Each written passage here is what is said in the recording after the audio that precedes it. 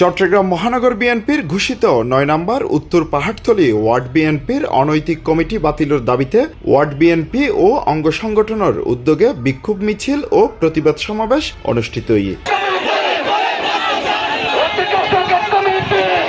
জুনের ২৭ তারিখ বিকেল ৩টায় ৯ নম্বর ওয়ার্ড বিএনপি কার্যালয়ের সামনেতন বিক্ষোভ মিছিল ও প্রতিবাদ সমাবেশ শুরু হয়ে বিভিন্ন সড়ক প্রদক্ষিণ করে নগরীর একেখান মোড় যাইয়ে শেষ হয়।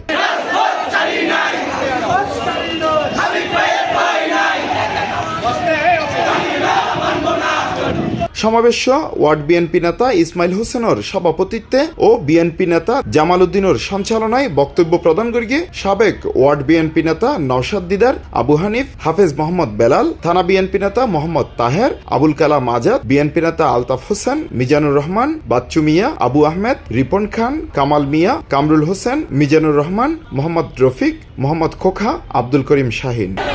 আমি দুটো ছবি নেওয়ার জন্য এতক্ষণ দাঁড়ায় রেখেছি।